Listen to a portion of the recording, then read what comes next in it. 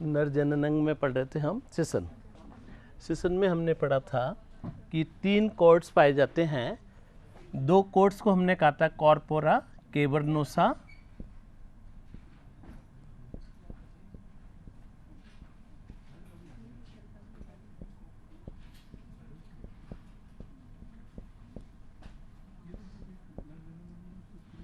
और एक कॉर्ड को कहा था हमने कॉर्पस स्पोंजियोसम।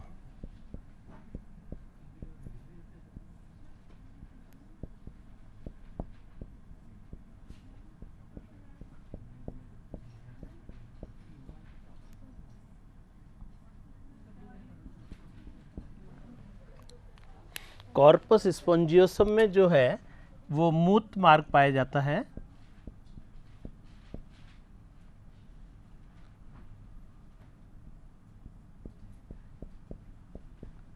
और कॉर्पस स्पोंजियोसम भी अंतिम सिरे पर सिसन मुंड बनाता है।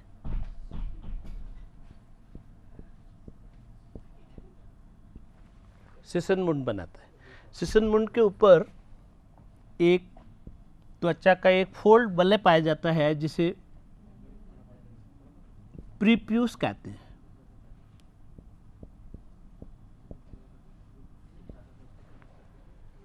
प्रीप्यूस जो है जिस जगह पर अटैच होता है उसे फ्रीन्यूलम कहते हैं।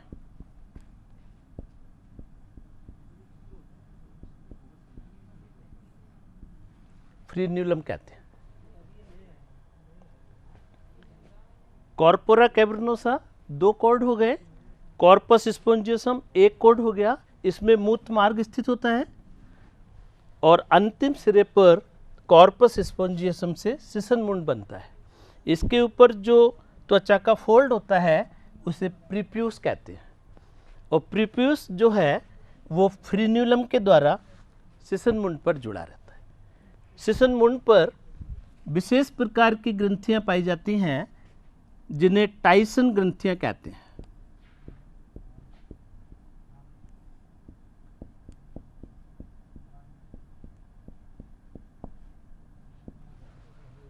टाइसन ग्रंथियां सीबेसियस ग्रंथियों के रूपांतरण से बनती हैं।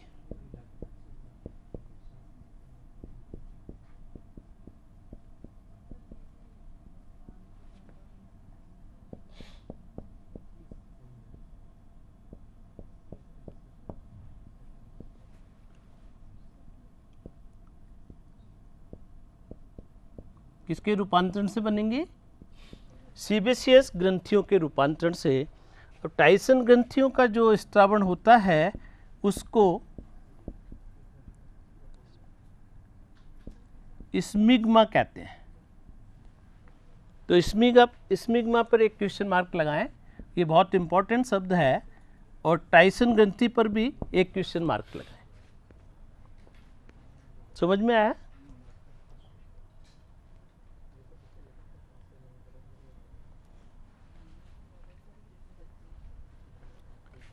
सिसन मुंड के ऊपर सीबेसियस ग्रंथियों के रूपांतरण से टाइसन ग्रंथियां बनती हैं और टाइसन ग्रंथियों का स्त्रावण क्या कहलाता है?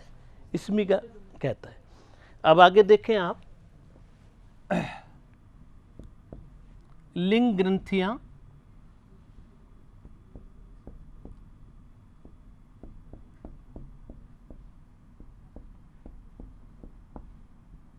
नर में 3 प्रकार की लिंग ग्रंथियां पाई जाती हैं। कौन कौन सी? शुक्राशय,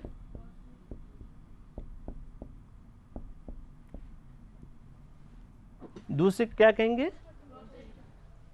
प्रोस्टेट ग्लैंड,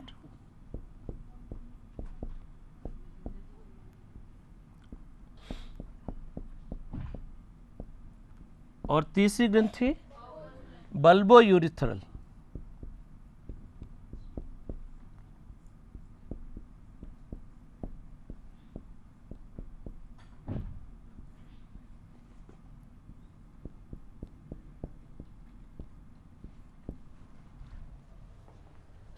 शुक्राशय जो ग्रंथि है या शुक्राशय जो है वो वीर्य का 60% भाग का स्त्रावण करता है। वीर्य के कितने प्रतिशत? 60%, 60%। और इसमें जो स्त्रावण होगा शुक्राशय के द्वारा, उसमें फ्रक्टोज की मात्रा सबसे अधिक पाई जाती है। यहाँ पे क्वेश्चन मार्क लगाएं। पूरे शरीर में फ्रक्टोज का स्त्रावण सिर्फ शुक्राशय के द्वारा होता है।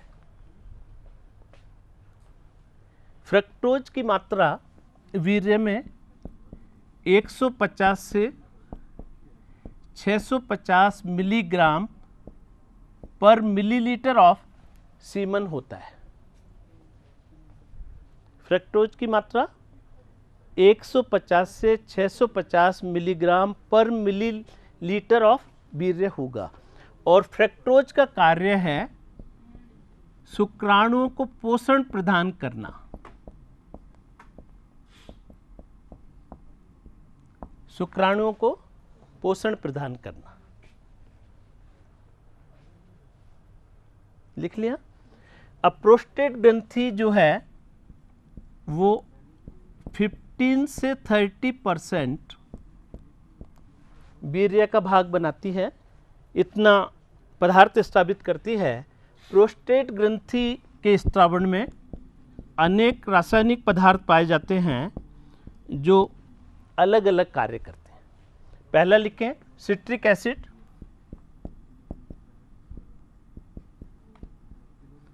सिट्रिकम। दूसरा फाइब्रिनोजिनेज,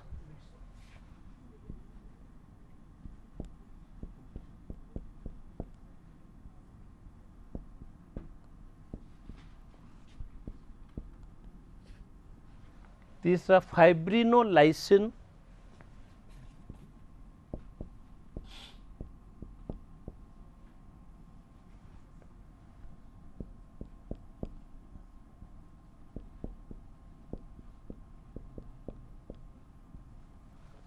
तीसरा चौथा सेमिनोप्लास्टिन,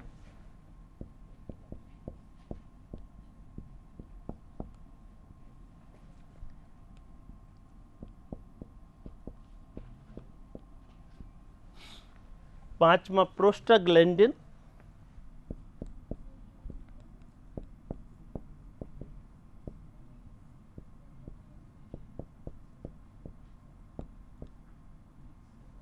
इन पदार्थों का स्त्रावण प्रोस्टेट ग्रंथि के द्वारा होता है। प्रोस्टेट ग्रंथि से संबंधित हमने दो शब्द लिखे थे। यदि प्रोस्टेट ग्रंथि को ऑपरेशन करके निकाला जाए उसे क्या कहेंगे? प्रोस्टेक्टोमी। क्या कहेंगे? प्रोस्टेक्टोमी। टोमी का मतलब निकालना, प्रोस्टेट ग्रंथि को निकालना, प्रोस्टेक्टोमी कहलाता है। बल्बोयूरेथ्रल ग्रंथि एक चिकने पदार्थ का स्त्रावण करती है। ये चिकना पदार्थ मूत्र मार्ग की अम्लीयता को नष्ट करता है। क्या कार्य करेगा? मूत्र मार्ग की अम्लीयता को नष्ट करता है।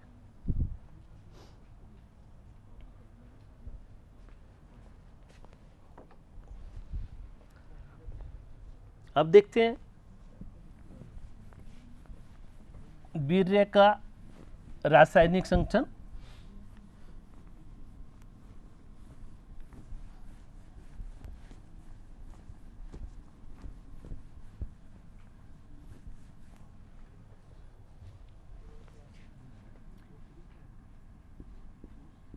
वीर्य वो पदार्थ होता है जो मैथुन क्रिया के समय नर द्वारा मादा की योनि में स्त्रावित किया जाता है। चार शब्द लिखें। एजोस्पर्मिया, पहले इंग्लिश में लिखें। एजोस्पर्मिया,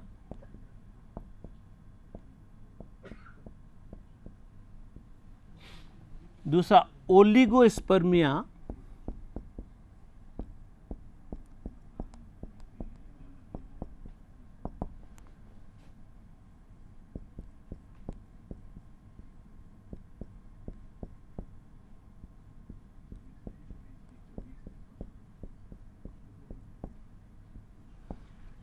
तीसरा लिखें आप नेक्रोस्पर्मिया,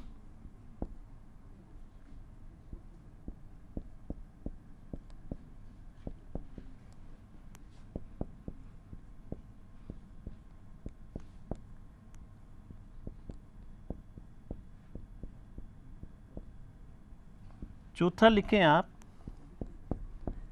आइसोजोस्पर्मिया।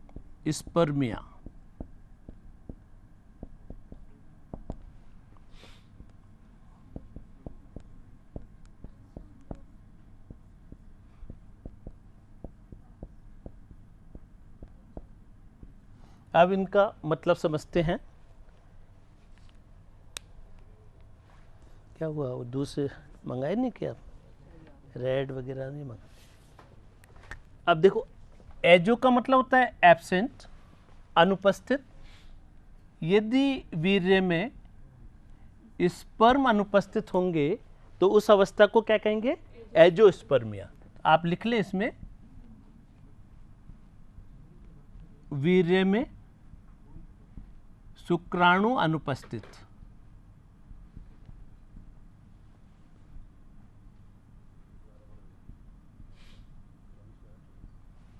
फिर ओलिगो का मतलब होता है फ्यू, कम। यदि वीर्य में शुक्राणुओं की मात्रा 40% होगी, उस अवस्था को हम ओलिगोस्पर्मिया कहेंगे।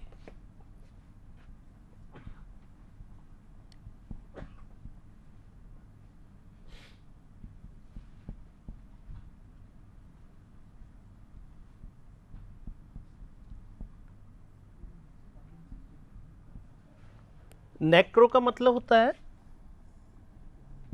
गतिहीन।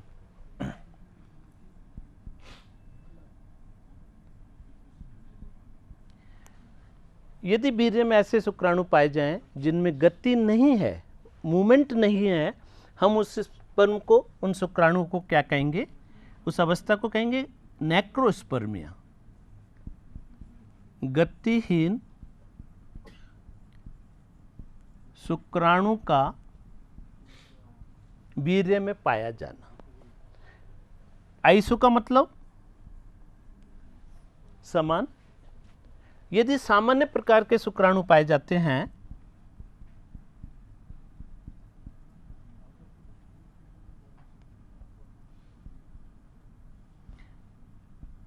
तो उस अवस्था को हम आइसोजोस्पर्मिया कहते हैं। बहुत इंपॉर्टेंट टर्म है चारों। एजोस्पर्मिया का मतलब शुक्राणु का पूर्णतः अनुपस्थित होना। ओलिगो का मतलब कम, शुक्राणुओं की मात्रा का कम होना। नेक्रोस्पर्मिया का मतलब है शुक्राणु गतिहीन होना। और आइसोजोस्पर्मिया का मतलब है शुक्राणुओं का सामान्य पाया जाना। वापिस बताता हूँ, शुक्राणु से वीर्य का 60% भाग स्रावित करता है। इस भाग में, इस स्रावित पदार्थ में फ्रक्टोज की मात्रा पाई जाती है। पूरे शरीर में फ्रक्टोज का स्त्रावण सिर्फ शुक्राशय के द्वारा होता है और फ्रक्टोज की उपस्थिति के कारण ही बलात्कार का टेस्ट किया जाता है।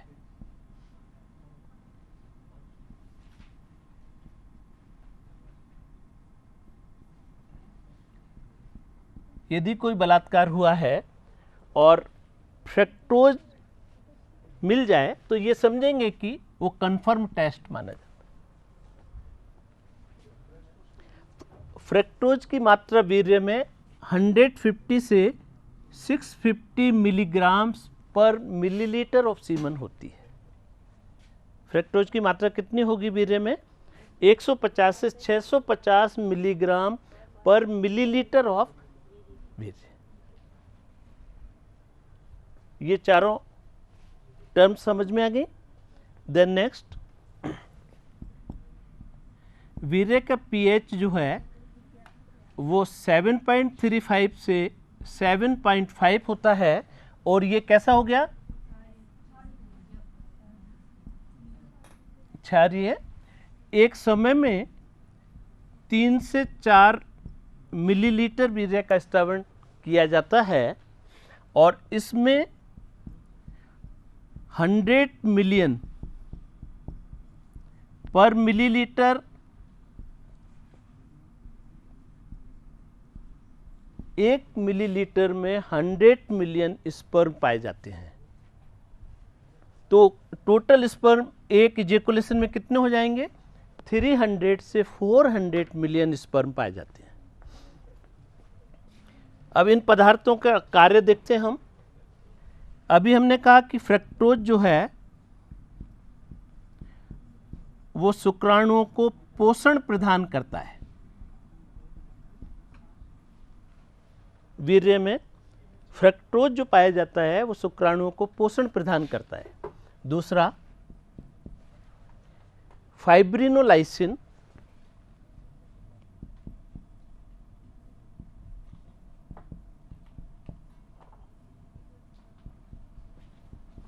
लाइसिन का मतलब क्या होता है? टूटना। अंडरलाइन करो इसको आप।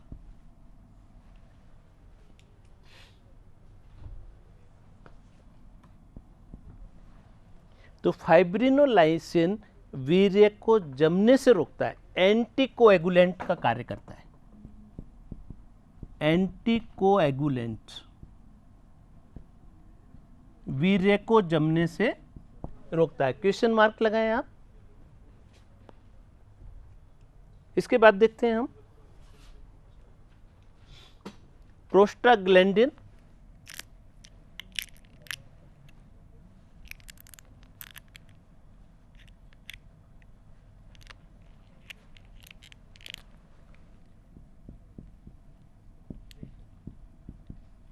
प्रोस्टाग्लैंडिन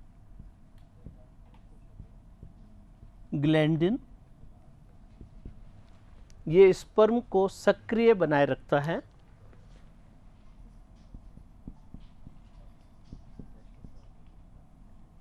शुक्राणुओं को सक्रिय बनाए रखता है। इसके बाद लिखें सेमिनोप्लास्टिन।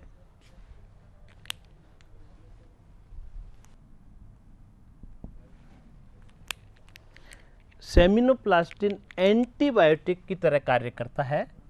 एंटीबायोटिक का मतलब है ये बैक्टीरिया आदि माइक्रो ऑर्गेनिज्म को वीर्य में डेवलप होने से रोकता है। एंटीबायोटिक।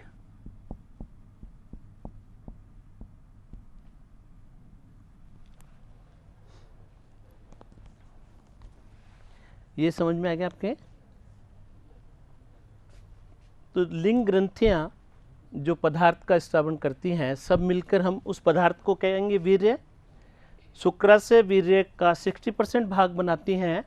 इसमें फ्रक्टोज होता है और फ्रक्टोज शुक्राणुओं को पोषण प्रदान करता है। पूरे शरीर में सिर्फ शुक्राशय ही ऐसी ग्रंथि है जो कि फ्रक्टोज का स्रावन करती है। इसके बाद हमने लिखा प्रोस्टेट ग्रंथि। ये वीर्य का 15% से लेकर 30% तक भाग स्रावित करती है। इसमें ये सभी पदार्थ पाए जाते हैं जिनका अलग अलग कार्य है। सिट्रिकम, फाइब्रिनोजिनेज, फाइब्रिनोलाइसिन, सेमिनोप्लास्टिन, प्रोस्टाग्लैंडिन। ठीक है, अलग अलग कार्य हो गया। फाइब्रिनोलाइसिन जो है वो वीर्य को जमने से रोकता है। इसको क्या कहेंगे हम? एंटीकोएगुलेंट। प्रोस्टाग्लैंडिन शुक्राणुओं को सक्रिय बनाता है। फ्रक्टोज पोषण प्रदान करता है। सेमिनोप्लास्टिन एंटीबायोटिक की तरह कार्य करता है। इसके ऊपर भी क्वेश्चन मार्क लगा है। ठीक है, अब हम स्पर्म के बारे में देखते हैं। शुक्राणु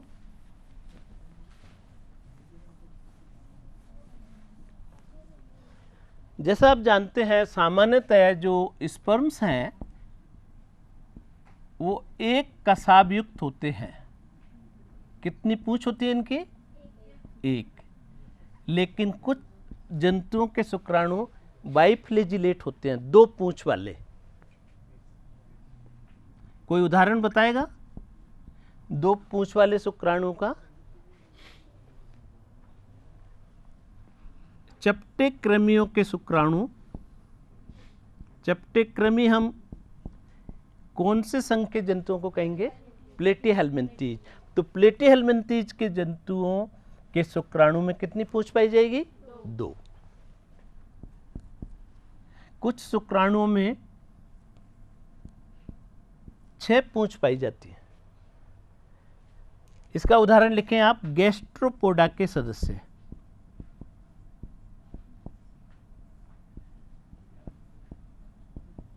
गैस्ट्रोपोडा कौन से संघ का वर्ग है? गैस्ट्रोपोडा जो है, ब्रैकेट में लिख लें मोलस्का, मोलस्का संघ का वर्ग है। इसके शुक्राणु में 6 फ्लैजिला पाई जाती है। याद रहेगा आपको, सभी पे क्वेश्चन बनते हैं।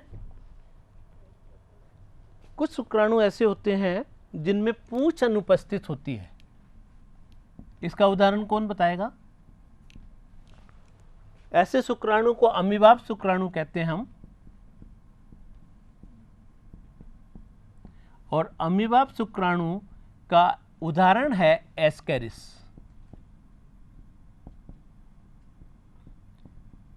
एस्केरिस को सामान्यतः क्या कहेंगे आप? गोल कृमि। तो गोल कृमि के शुक्राणु में पूंछ अनुपस्थित होती है, इसलिए क्या कहलाएंगे? अमीबाब, अमीबॉइड। ठीक है, और इसका उदाहरण क्या हो गया? ये समझ में आ गया। तो नर जनन अंग पूरा हो गया। अब हम इसके बाद मादा जनन अंग के बारे में पढ़ेंगे। ठीक है, कुछ पूछना चाह रहे हैं? मादा जनन अंग हेडिंग डालें।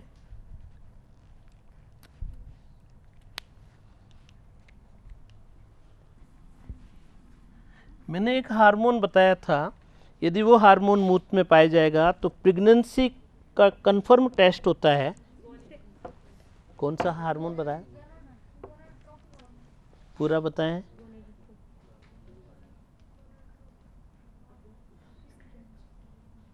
Human chorionic gonadotropin hormone, HCG। भूल जाते हैं।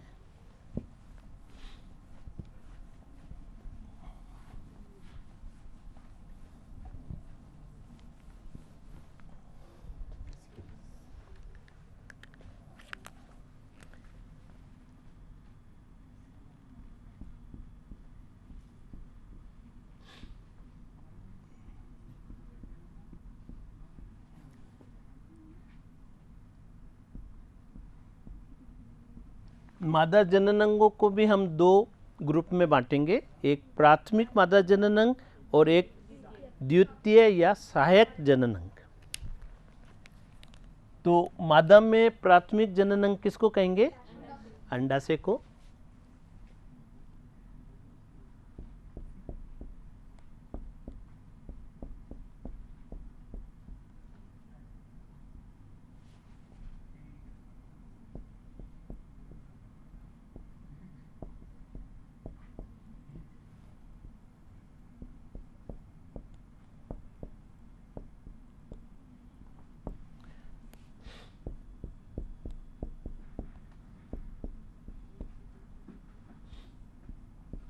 सहायक जनन अंग में किस किस को इंक्लूड करेंगे आप?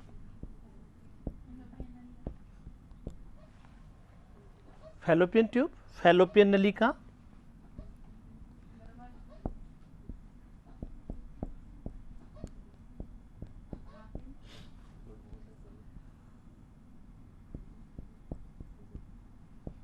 फैलोपियन नलिका। दूसरा गर्भाशय,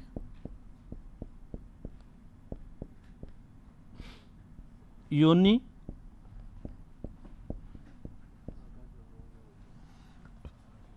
इसके बाद मादा में कौन सी जनन से संबंधित ग्रंथि होगी? बार्तोलिन की ग्रंथि, बार्तोलिन, बार्तोलिन ग्रंथि।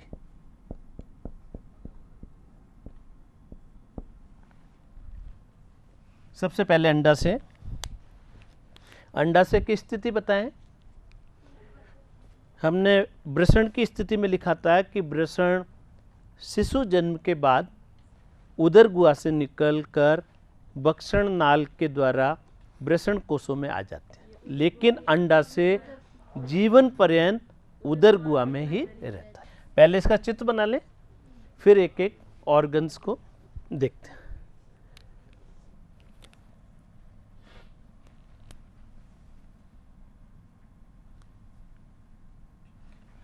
हमेशा चित्र आपको, वैसे चाहें तो हम प्रेजेंटेशन में भी ला सकते हैं डायग्राम, लेकिन आपको चित्र बनाना भी आना चाहिए। 12th में तो आपको चित्र बनाना पड़ेगा एग्जाम्स में, इसलिए।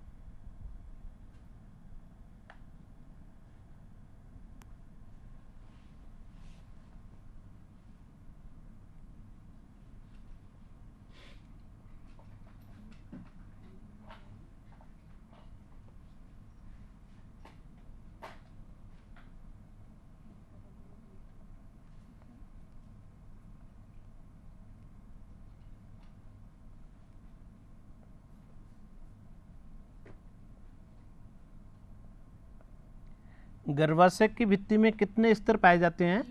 कौन कौन से? मायो और वेरी गुड।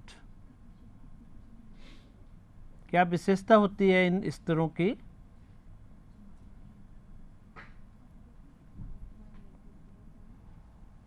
गर्भाशय को हम कितने भागों में विभाजित करते हैं? कौन कौन से?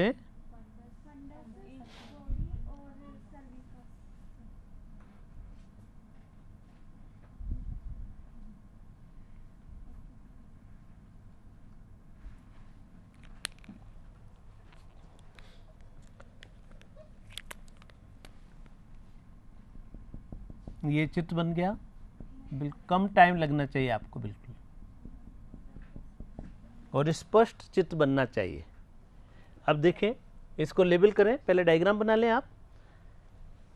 ये देखिए, ये पूरा जो है अंडवाहिनी है, ये अंडाशय है।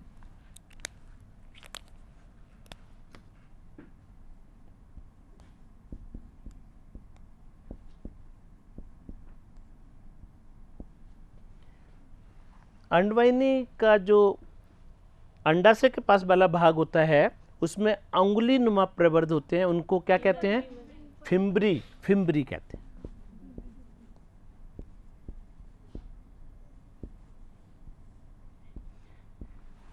अंडवाहिनी का जो छिद्र होता है जिससे अंडाणु अंडवाहिनी में प्रवेश करता है, उस छिद्र को क्या कहते हैं आप?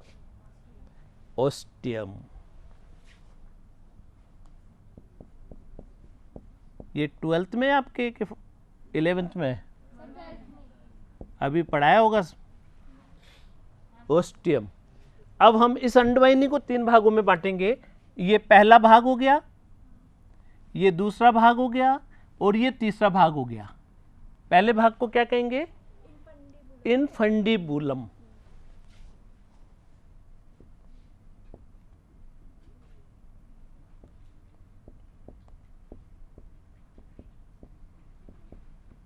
बीच के भाग को एम्पुला और अंतिम भाग को इस्थमस। Very good.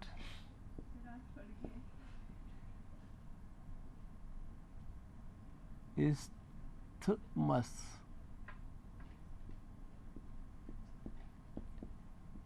इस्थमस। अब मुझे एक क्वेश्चन मैं पूछता हूं आपसे कि अंडवाहिनी के किस भाग में निषेचन की क्रिया संपन्न होती है? Very good. उसे कहेंगे एम्पुलरी इस्थमस जंक्शन। बना लिया? चलिए अब हम गर्भाशय के भाग देखते हैं। गर्भाशय का ये जो बेस होता है इसको क्या बोलेंगे? फंडस। बीच का भाग बॉडी या काय, नीचे का भाग सर्विक्स। अब सर्विक्स को भी हम अलग अलग भागों में बांटेंगे।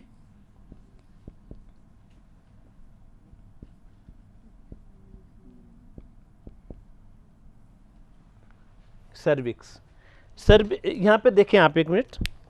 सर्विक्स में 2 ओपनिंग्स होती हैं, एक ये ओपनिंग होती है ये वाली, और एक ये ओपनिंग होती है। इसको बोलते हैं इंटरनल या आंतरिक ओस, और इसको बोलते हैं बाह्य ओस, एक्सटर्नल ओस। ये होगा आंतरिक कोष,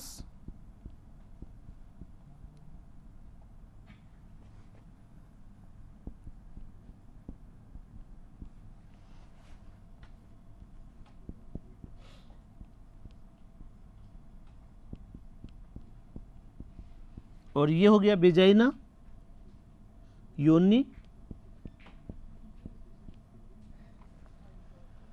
हमने पढ़ा था नर में मूत्र मार्ग में ही जो है वो स्खलन वाहिनी खुलती है, लेकिन मादाओं में मूत्र से अलग छिद्र के द्वारा खुलता है और गर्भाशय अलग छिद्र के द्वारा खुलता है।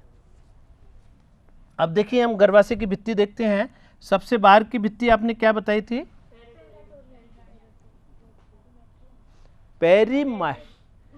एक मिनट, सबसे आंतरिक को एंडो मैट्रियम, फिर बीच वाली को मायोमेट्रियम, तो पेरीमेट्रियम। पेरिटोनियम तो नहीं बोलेंगे, पेरीमेट्रियम।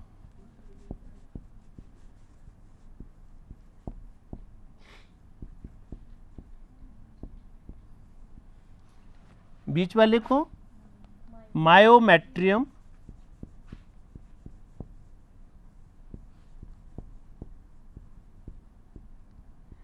और सबसे आंतरिक हो गया, ये सबसे इंपॉर्टेंट होती है, एंड्रोमेट्रियम।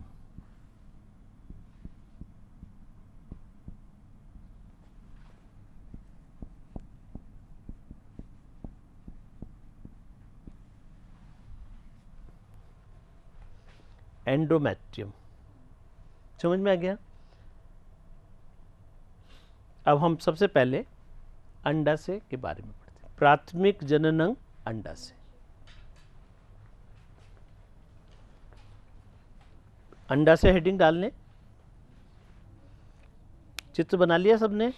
लेबल कर लिया? आ रहा हूं, बनाए बनाए।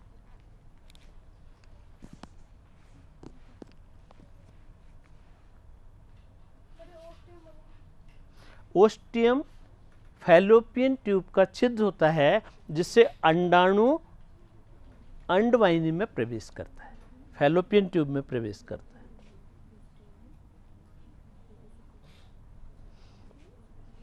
बना लिया। अंडा से लिखें।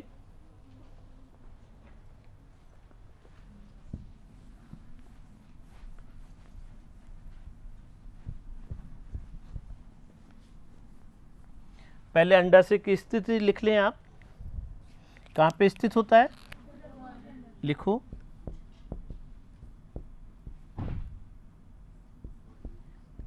आकार कैसा होगा, बादामनुमा, गोलाकार, बादामनुमा ज्यादा सही है। स्थित कहाँ पे होगा, स्थिति अंडाशय की स्थिति जो है उदर गुहा के पश्च भाग में, उस भाग को बोलते हैं पेल्विस रीजन। क्या कहेंगे उस भाग को, पेल्विस क्षेत्र।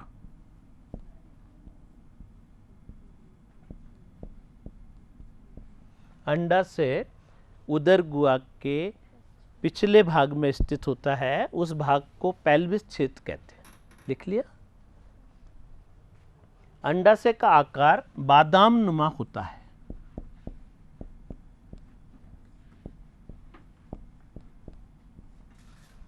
बादामनुमा। अब प्रत्येक अंडाशय को दो भागों में हम बांटते हैं, बाहरी भाग कॉर्टेक्स, अंदर का भाग मेडुला। लेकिन अंडाशय के चारों तरफ भी जो आवरण होता है वो दो स्तरों का बना होता है।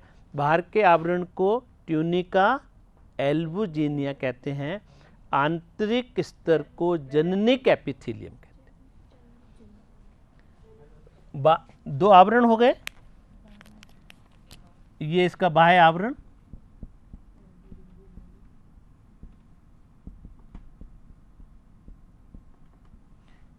बाहरी आवरण को ट्यूनिका एल्बुजिनिया। हमने बार बार ट्यूनिका एल्बुजिनिया लिखा, टेस्टिस में भी लिखा था और कहाँ पे लिखा था, इस सिसन में भी लिखा था। सिसन में जो दो कॉर्पोरा कैवर्नोसा घिरे रहते हैं वो भी ट्यूनिका एल्बुजिनिया से घिरे रहते हैं। तो बाहरी आवरण ट्यूनिका एल्बुजिनिया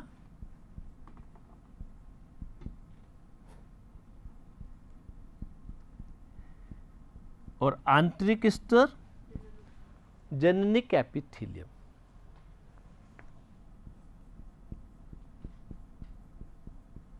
जननिक उपकला, एपिथेलियम को आप हिंदी में क्या कहेंगे, उपकला। लिख लिया। अब अंडाशय को दो भागों में बांट दो। बाहर का भाग कॉर्टेक्स, ये कॉर्टेक्स और मेड्यूला शब्द किसी अंतःस्रावी ग्रंथि में भी आए थे। कौन सी ग्रंथि में, एड्रिनल ग्रंथि में। हाँ, एड्रिनल ग्रंथि को अधिवक्र ग्रंथि कहते हैं। तो वापस मुझे बताएं आप, कॉर्टेक्स को तीन हमने जोन्स में बांटा था, कौन कौन से, जोना ग्लोमेरुलोसा, जोना फेसिकुलेटा, जोना रेटिकुलेरिस। वापस बोलें,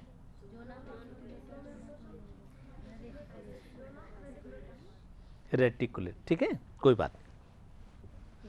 तो बाहरी भाग जो होगा वो ठोस संयोजी ऊतक से बना होता है, लेकिन आंतरिक जो होता है मेड्यूला वो लूज संयोजी ऊतक से बना होता है। Cortex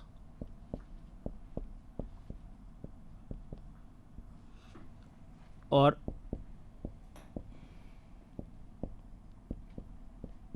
medulla, cortex and medulla. Cortex में लिख लें, रेटिकुलर संयोजी ऊतक से बना होता है। अंडाशय का कॉर्टेक्स, रेटिकुलर का क्या मतलब होता है,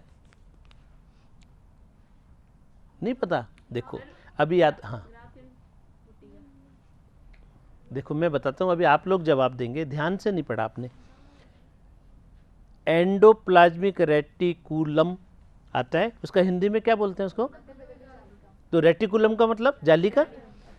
तो कॉर्टेक्स में जो संयोजी ऊतक होंगे वो कैसे होंगे? जालिका नुमा। कॉर्टेक्स में जालिका नुमा संयोजी ऊतक पाए जाते हैं, लिख लिया। लेकिन मेडुला श्वेत संयोजी ऊतक से बना होता है, व्हाइट।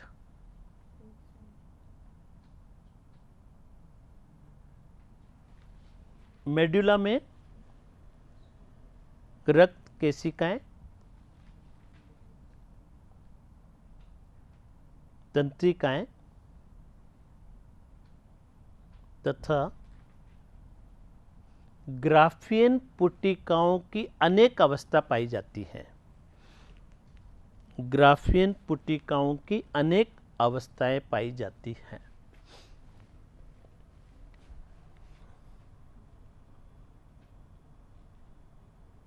आपको ध्यान है जब हमने स्तनधारियों के लक्षण पढ़े थे तो मैंने कहा था कि ग्राफियन पुटिकाओं का पाया जाना स्तनधारियों की मादाओं की विशेषता होती।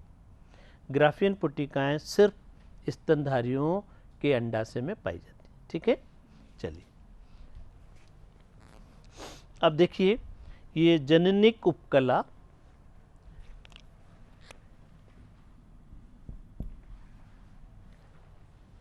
दो तीन क्वेश्चन मैं आपको पूछता हूं। पहले,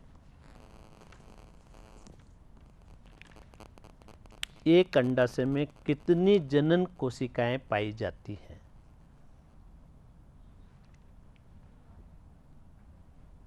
दूसरा क्वेश्चन इसी से रिलेटेड, जनन कोशिकाएं जनन काल में कितने अंडाणुओं का निर्माण कर सकती हैं? एक मादा की बात कर रहे हैं हम, एक फीमेल की बात कर रहे हैं।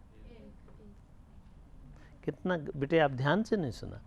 मैंने कहा कि एक मादा के जीवन काल में कितने अंडाणु, मैक्सिमम कितने अंडाणु बन सकते हैं? चलो अभी मैं समझाता हूं आपको। एक अंडाशय में लगभग 4 लाख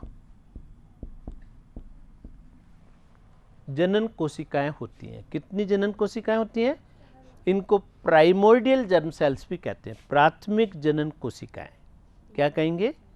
प्राथमिक जनन कोशिकाएं। ये प्राथमिक जनन कोशिकाएं मादा का जो लैंगिक रूप से परिपक्वता होती है वो हम कह सकते हैं कि 15 से 45 साल होती है। ठीक है ना? तो उसमें लगभग 400 अंडाणु बना सकते हैं। कितने? 400। 4 लाख जनन कोशिकाएं, लेकिन अंडाणु बनेंगे 400। अब देखिए, जब आप एक मिनट यहां पे 2 साइकिल में आपको बता दूं। वैसे आप जानते हैं एक होता है रजोचक्र, जिसे मेंस्ट्रुअल साइकिल या आर्तव चक्र भी कहते हैं, और एक होता है ईस्टर साइकिल।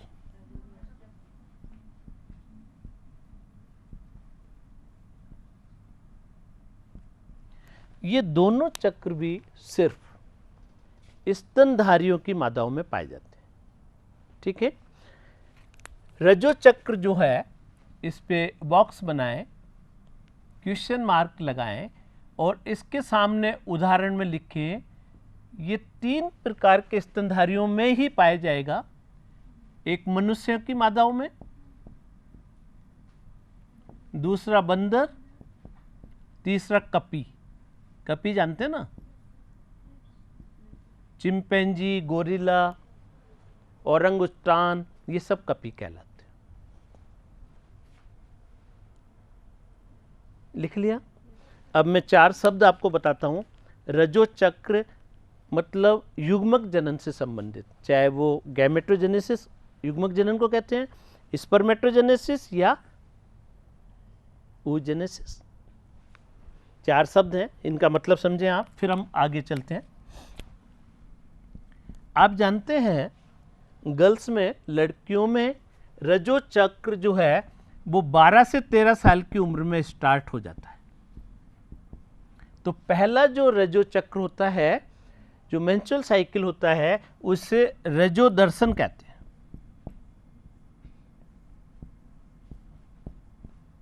इंग्लिश में कहेंगे इसको मेनर्की।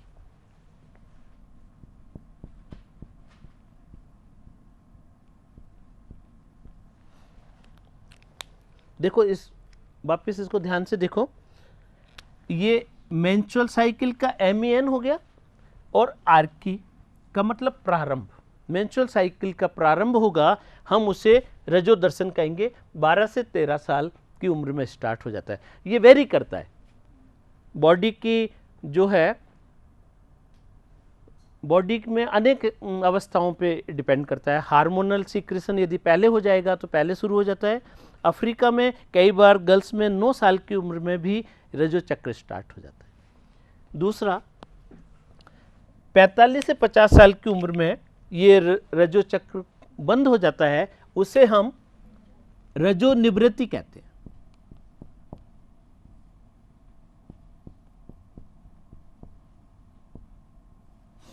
इंग्लिश में कहेंगे मीनोपॉज।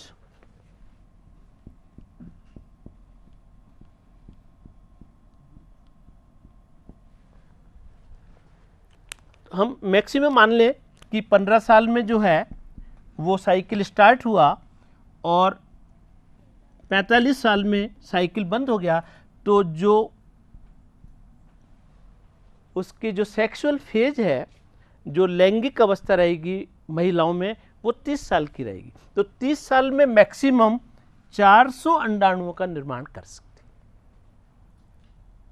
कैसे? इसको कैलकुलेट भी कर सकते हैं आप जानते हैं कि ये मेंस्ट्रुअल साइकिल जो है वो 28 दिन में पूरा हो जाता है।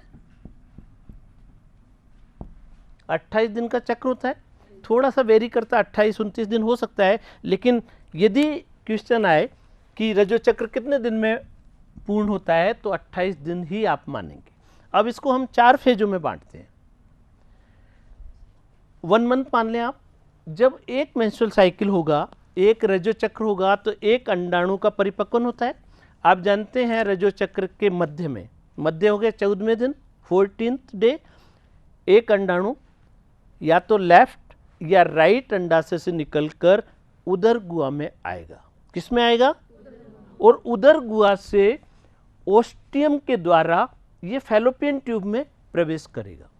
तो ये बहुत इंपॉर्टेंट है, कभी भी अंडाशय से डायरेक्ट अंडाणु फैलोपियन ट्यूब में ट्रांसफर नहीं किया जाता। ठीक है, तो एक साल में कितने महीने होते हैं सब जानते हैं। तो कितने अंडाणु बने एक साल में? यदि 12 को 30 से मल्टीप्लाई करें तो 360। तो यदि हम मान लो इसको 12-13 से शुरू कर दें या 50 साल तक कर दें, तो लगभग 400 अंडाणु एक फीमेल अपने जीवन काल में बना पाती है। समझ में आ गया कंसेप्ट? अब आगे देखते। तो जब ये साइकिल स्टार्ट होता है तो प्रत्येक महीने में जननिक उपकला से लगभग 35 से 40, कितने 35 to 40 जनन कोशिकाएं निकलकर स्ट्रोमा में आती हैं। कितनी? 35 से 40। उनमें से एक जो है वो जनन कोशिका सेंटर में स्थित हो जाती है, उसके चारों तरफ शेष जनन कोशिकाएं लेयर बना लेती हैं, तो एक पुटिका नुमा रचना बनाती हैं।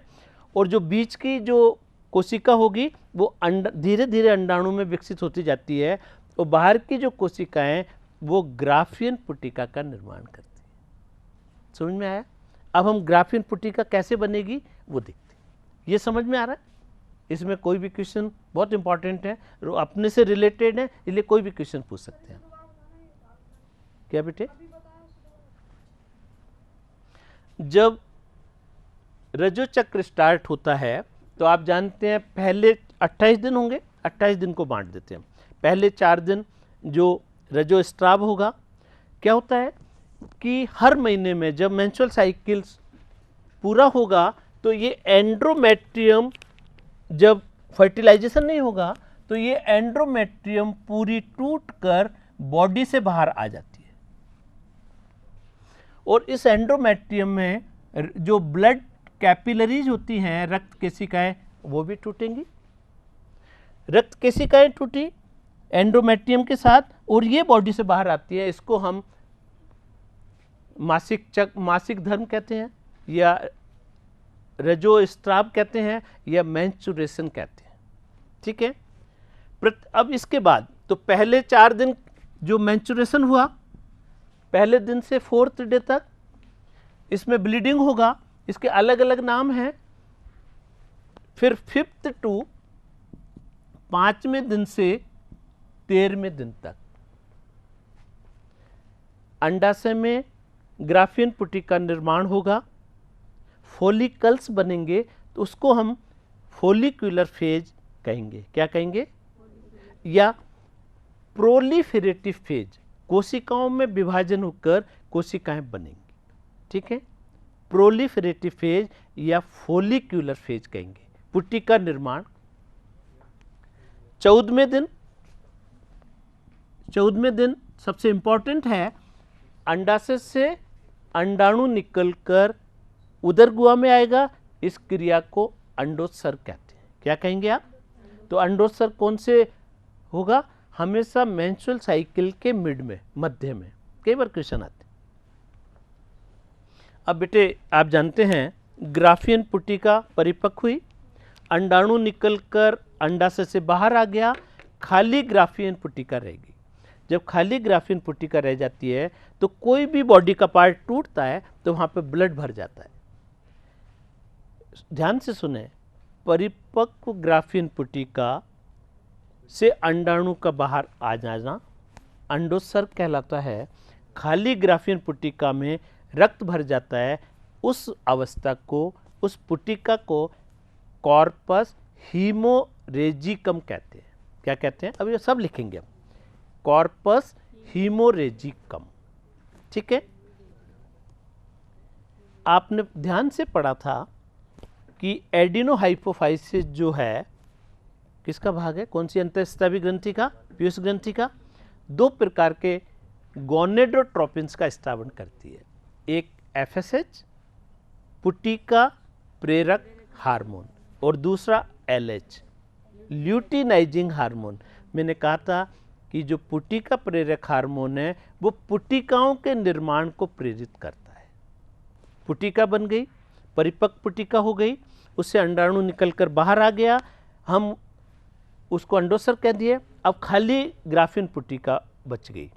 खाली ग्राफियन पुटिका एलएच हार्मोन की प्रेरणा से, एलएच का मतलब ल्यूटिनाइजिंग हार्मोन की प्रेरणा से कॉर्पस ल्यूटियम में परिवर्तित हो जाएगी। तो खाली ग्राफियन पुटिका कॉर्पस ल्यूटियम बन गया। बीच की अवस्था को मैंने कहा था कॉर्पस हीमोरेजिकम। ठीक है। अब कॉर्पस ल्यूटियम बन गया। कॉर्पस ल्यूटियम एक अंतःस्रावी ग्रंथि की तरह कार्य करती है और ये 2 हार्मोन्स का स्त्रावन करती है, प्रोजेस्टेरोन तथा रिलैक्सिन। प्रोजेस्टेरोन तथा रिलैक्सिन। बेटे आप जानते हैं P for progesterone, P for pregnancy. यदि अंडाणु फैलोपियन ट्यूब में आया और शुक्राणु अवेलेबल है मैथुन क्रिया के बाद, शुक्राणु भी फैलोपियन ट्यूब में अवेलेबल है, तो निषेचन की क्रिया संभव है। यदि निषेचन नहीं होता है तो धीरे धीरे कॉर्पस ल्यूटियम नष्ट होने लग जाएगी, प्रोजेस्टेरोन का लेवल फीमेल की बॉडी में कम होने लग जाएगा और कॉर्पस ल्यूटियम नष्ट होकर कॉर्पस एल्बिकन्स बनाती है। क्या कहेंगे? तो 4 अवस्था हो गई। पहला खाली ग्राफियन पुटिका, दूसरा कॉर्पस हीमोरेजिकम, तीसरा कॉर्पस ल्यूटियम और चौथा कॉर्पस एल्बिकन्स।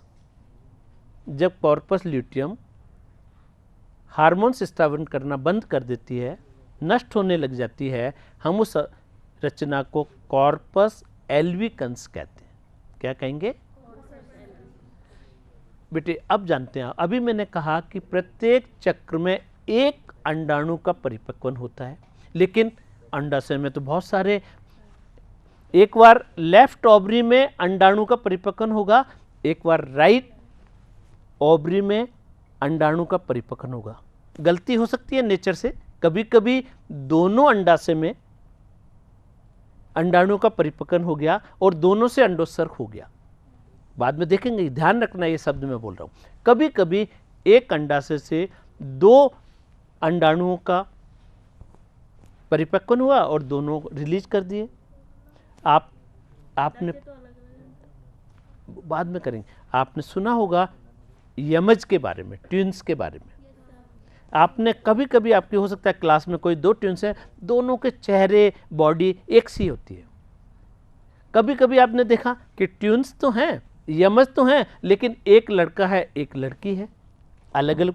कभी कभी दो ट्विंस जब पैदा होते हैं तो उनकी बॉडी का कोई भी पार्ट जुड़ा हुआ पैदा होता है, कोई भी अटैच है, चाहे हेड जुड़ा हुआ है, बॉडी का साइड जुड़ा हुआ है, पेट जुड़ा हुआ है, पीछे का पोर्शन जुड़ा। ये क्यों होती है, ये हम लास्ट में एम्ब्रियोलॉजी में पढ़ेंगे। तो प्रत्येक चक्र में एक अंडाणु का निर्माण होगा, एक ग्राफियन पुटिका बनेगी। लेकिन मैं आपको बोल रहा हूं कि अनेक ग्राफियन पुटिकाएं अंडाशय में बनती रहती है या वो बनने के बीच में नष्ट हो जाती हैं। ऐसी पुटिकाओं को एट्रेटिक फॉलिकल्स कहते हैं। एट्रेटिक पुटिका, अब 4 शब्द में लिख रहा हूं, ये मिटा दूं, ये समझ में आ गया? समझ लो आप। अभी मैं वापस एक एक चीज लिखाऊंगा आप, ठीक है? ये सब मिटा दूं, ये सब लिख लिया। अब देखें बोर्ड पे, देखें एक मिनट बेटे, ये जो ग्राफ जो शब्द है इसको अंडरलाइन कर लें। ग्राफियन जो शब्द है वो ग्राफ से बना है। तो सबसे पहले इस पुटिका के बारे में ग्राफ नाम के वैज्ञानिक ने बताया था। तो इसको हम, इस पुटिका को क्या कह देंगे? ग्राफियन पुटिका।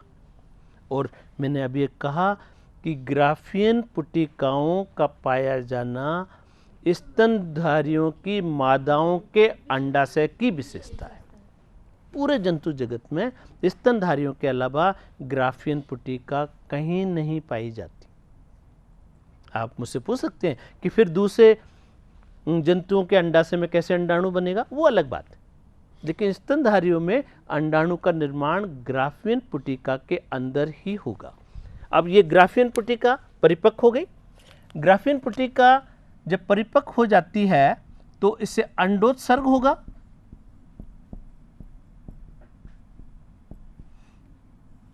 और अंडाणु बाहर आ जाएगा। बेटे मैं अंडाणु बोल रहा हूं, लेकिन हम ये समझेंगे कि अंडाणु क्या होता है। मैंने पहले एक बार पूछा था आपसे, यदि मैं आपको कहूं कि अंडा और अंडाणु में क्या फर्क है तो कौन बताएगा? बेटे आप लोग जैसे बाजार में अंडे मिलते हैं, क्या वो सभी निषेचित आते हैं क्या? मुर्गी का जो अंडा है आप लोग खाते होंगे, बहुत से एगिटेरियन होंगे, वो निषेचित होते नहीं है। निषेचित अंडा तो बहुत महंगा मिलता है बाजार में, कोई खाता ही नहीं उसे, तो सब अनिषेचित होते हैं। नहीं पता आपको?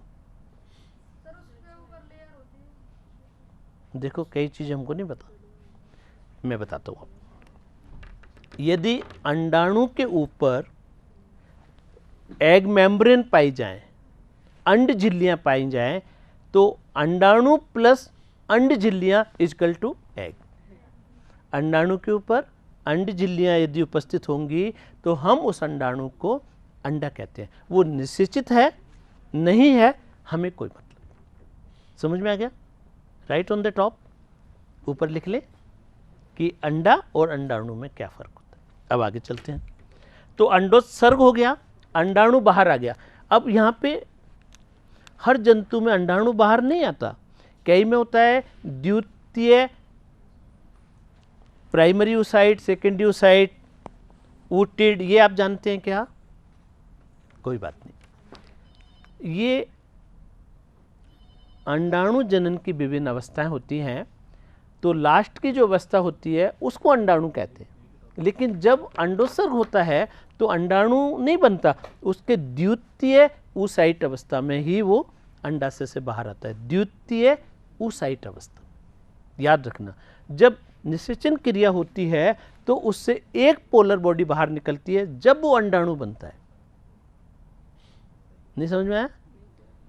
बाद में समझ में आएगा, पहले यहाँ पे इसको मैं बता दूं पूरा, फिर समझाता हूँ आपको।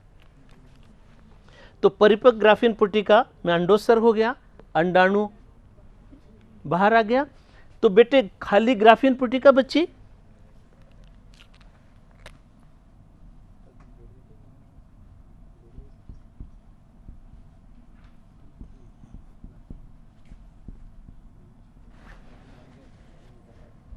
टाइम हो गया?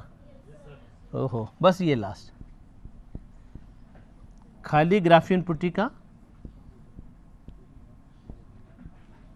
अब जब अंडोत्सर्ग होगा तो इस खाली ग्राफीन पुटिका में ब्लड भर जाएगा। It is blood filled empty graphene follicles, रक्त भर जाएगा इसमें, रक्त से भरी। और जब रक्त से भरी होगी तो इसको हम कॉर्पस, हीम का मतलब ब्लड, हीमोरेजिकम कहते हैं। Corpus haemorrhagicum.